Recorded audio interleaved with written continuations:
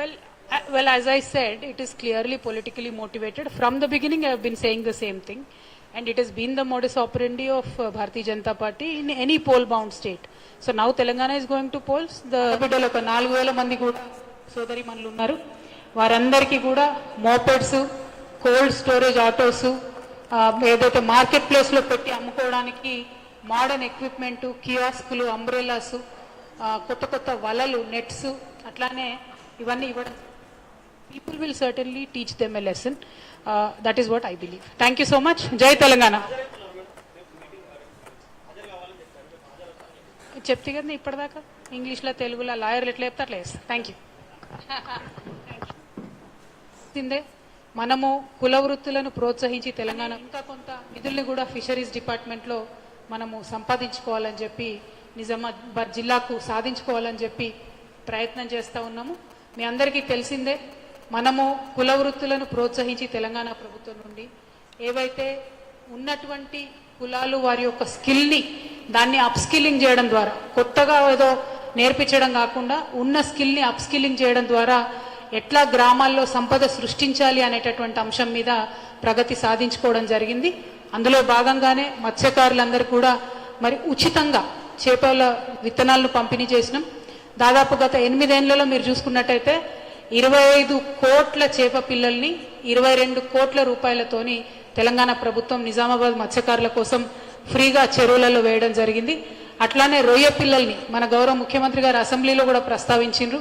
చిన్నగా ఎర్రమూతి రొయ్యలు ఏవైతే ఉంటాయో తెలంగాణలో ప్రత్యేకంగా దొరికేటివో అట్లాంటివి 6 కోట్లకు పైగా రొయ్య పిల్లల్ని కూడా మన చెరువుల్లో వేయడం జరిగింది. వీటి వల్ల మన దగ్గర మత్స్య సంపద పెరిగింది. మన కంప్లీట్గా సంపూర్ణంగా హక్కుల్ని కూడా మత్స్యకారులకే ఇచ్చినాం కాబట్టి చాలా సంతోషంగా వాళ్ళు కూడా ఉన్నారు. మరి పెద్ద పెద్ద ప్రాజెక్టులు, వాటి మీద ప్రాజెక్టులలో ల్యాండ్ పోయినటువంటి వారికి కూడా మనం ఈ ఫిషింగ్ రైట్స్ కూడా ఇవ్వడం జరిగింది. సో మంచి కార్యక్రమం ఈరోజు చేసుకున్నాం. ఇవాళ అమావాస్య, మంచి అమావాస్య, అందరూ కూడా ఎడ్లకు పూజలు చేసి సంబరాలు చేసుకుంటున్నటువంటి అమావాస్య. ఈ సందర్భంగా మన నిజామాబాద్ ప్రజలందరికీ కూడా శుభాకాంక్షలు తెలియజేస్తూ మరి ఈ సంవత్సరం అంతా అద్భుతంగా సాగాలని చెప్పి నేను కోరుకుంటున్నాను. మా అన్న గణేష్ అన్న గారు మరి అన్ని చోట్ల తిరుగుతూ అనేక రకమైనటువంటి అభివృద్ధి కార్యక్రమాలు చేస్తూ ఉన్నారు. నిజామాబాద్ పట్టణంలో నిన్ననే మనకు ఈ మధ్యనే 60 కోట్ల రూపాయలు మన గౌరవ మంత్రివర్యులు కేటీఆర్ గారు ప్రామిస్ చేసినటువంటి జీవో కూడా వచ్చింది 60 కోట్ల రూపాయలతోని. సో 60 డివిజన్లలో డివిజన్కి దాదాపుగా 10 కోట్లతోని చిన్న చిన్న పెండింగ్ ఉన్నటువంటి పనులు కానీ ఏవి కానీ వారి నాయకత్వంలో, గణేష్ గుప్తా గారి నాయకత్వంలో చేపట్టడం జరుగుతుందని చెప్పి నిజామాబాద్ టౌన్ ప్రజలందరికీ కూడా నేను సంతోషంగా తెలియజేస్తా ఉన్నాను. అట్లానే నిజామాబాద్ పట్టణ సుందరీకరణ కోసం కూడా నేను గణేష్ అన్న కలిసి సిఎస్ఆర్ నిధులు కూడా ఒక 6 కోట్ల రూపాయల వరకు సంపాదించుకోవడం జరిగింది. వాటితోని దాదాపుగా నిజామాబాద్ పట్టణంలో ఉన్నటువంటి ఒక 30 జంక్షన్స్ని అభివృద్ధి చేయబోతా ఉన్నాం. వాటి దగ్గర అందంగా గార్డెనింగ్ చేయడం కావచ్చు, ట్రాఫిక్ లైట్స్ పెట్టడం కావచ్చు, అది గణేష్ అన్న, మున్సిపల్ కమిషనర్ గారు, పోలీస్ కమిషనర్ గారు అందరూ కూడా వారు ఒకసారి సిటీ అంతా తిరిగి చూసిన తర్వాత నిర్ణయం తీసుకుంటారు ఏ జంక్షన్స్ ఎక్కడెక్కడ చేయాలని. అట్లానే మన నిజామాబాద్ ఎంట్రీలో ఏదైతే హైవే ఉంటుందో ఆ ఎంట్రీలో మన నిజామాబాద్ జిల్లాకి గర్వకారణమైనటువంటి డిచ్పల్లి రామాలయం మకర తోరణం ఏదైతే ఉందో చాలా పెద్ద ఎత్తున ఆ మకర తోరణాన్ని కూడా మనం ఇన్స్టాల్ చేయబోతా ఉన్నాం. ఆ ఫొటోస్ అన్ని కూడా మా పిఆర్ఓ గారి ద్వారా మీకు ఇవ్వడం జరుగుతుంది. డిచ్పల్లి తోరణాన్ని కూడా మనం పెద్ద ఎత్తున ఇన్స్టాల్ చేసుకుంటున్నాం. అక్కడ మంచిగా వెల్కమ్ టు నిజామాబాద్ అని సైన్ పెట్టి ఆ మకర తోరణాన్ని అట్లే కాపాడుకోవాలనే ఉద్దేశంతో, అట్లానే హైవేలో ఇంకొంచెం ముందుకు పోయినాక ఆర్మూర్ దగ్గర కూడా ఒక మంచి స్తూపాన్ని ఇన్స్టాల్ చేస్తూ ఉన్నాము. సో పెద్ద ఎత్తున నగరాన్ని, మన జిల్లాను సుందరీకరించేటటువంటి ప్రయత్నాన్ని కూడా చేస్తూ ఉన్నాం. మరి మీ అందరు కూడా చూసినారు, గత కొన్ని రోజులుగా కంటిన్యూస్గా జాబ్ మేళాలు మీకు చెప్పినాం, నెలకు ఒక జాబ్ మేళా పెడతామని పెట్టుకుంటూ వచ్చినాం. నిన్ననే బాల్కొండలో కూడా అయింది, అంతకుముందు 2 నిజామాబాద్లో అయినాయి, ఐటీ హబ్ ఓపెనింగ్ అప్పుడు అయింది. సో మొత్తం కలిపి చూసుకుంటే నికరంగా దాదాపు 3 నుంచి 5 వేల మంది పిల్లల్ని మనము ఏదో ఒక రకంగా ఏదో ఒక కంపెనీలోకి ఉద్యోగాలకు తీసుకునేటటువంటి ప్రయత్నం చేసినాం. అందులో చాలా మటుకు సక్సెస్ కూడా సాధించినాం. సో యూత్ అందరినీ కూడా నేను రిక్వెస్ట్ చేస్తా ఉన్నా, మన జిల్లాలో ఎక్కడ వీలైతే అక్కడ కొలువులు తెచ్చుకుందాం, లేదంటే ఇతర జిల్లాలకు కూడా ఇతర ప్రాంతాలకు కూడా వెళ్ళి ఉద్యోగాలు చేసుకోవడానికి సంసిద్ధంగా ఉండండి. You keep preparing, we will keep getting companies for you. So youth of Nizamabad should be prepared. Holidays తీసుకోకండి.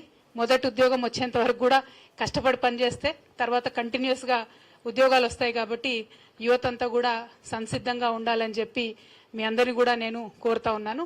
Thank you. జై తెలంగాణ. మోడీ నోటీస్ వచ్చింది, కాకపోతే అది రాజకీయ కక్షతో పంపించే నోటీస్ కాబట్టి మనం దానికి పెద్దగా స్పందించాల్సినటువంటి అవసరం లేదు.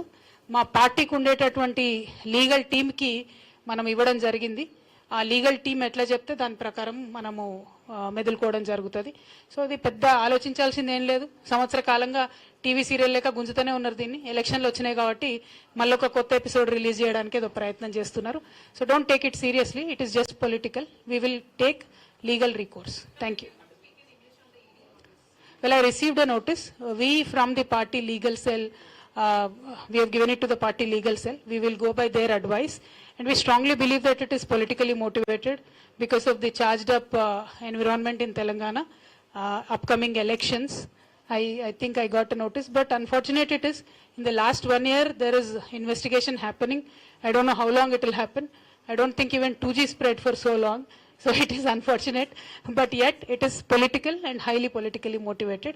So people of Telangana will not take it seriously.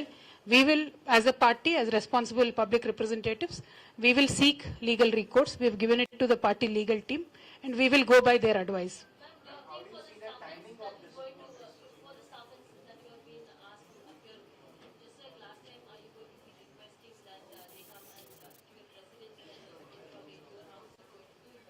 I truly have no idea. You've seen my schedule in the last 5 days.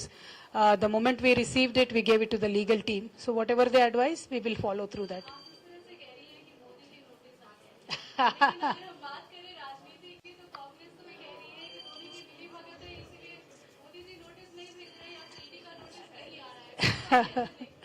देखिए, हम सिंपल सी बात बोलते हैं, हम किसी से भी मिले नहीं है. हम मिले हैं तो तेलंगाना की जनता से और भारत की जनता से. अब दोनों नेशनल पार्टी जो कहलाती थी, उन दोनों का यही डर है कि केसीआर साहब को देश की जनता ज्यादा चाहने लगी है. तेलंगाना की जनता तो कैसे भी चाहती है, वापस सरकार में ला रही है. तो अलग अलग एलिगेशंस वो लगाएंगे, लेकिन end of the day we are not anybody's B team. We are Telangana peoples and Indian peoples A team.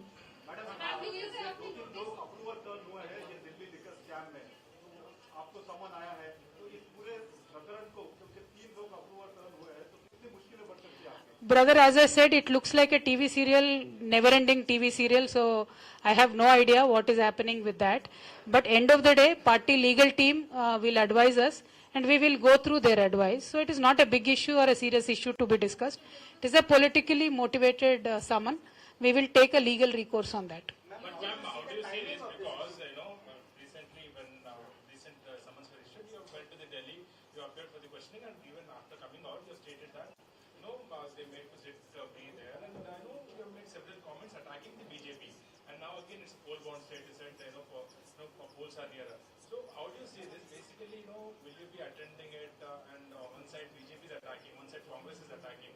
They are claiming that you're beating of Congress saying that you're beating of BJP. So how do you see this? And why are you claiming that it's politically motivated? Okay.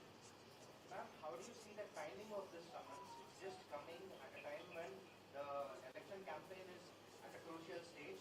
Do you think this will affect TRS party if there is further development from the notice? Well, as I said, it is clearly politically motivated. From the beginning, I have been saying the same thing, and it has been the modus operandi of Bharatiya Janata Party in any poll-bound state. So now Telangana is going to polls. The modus operandi has taken, again kicked back in. So that is what we believe in, and we will certainly seek a legal recourse. We are a political party. We have a legal team, so we don't have to worry about it.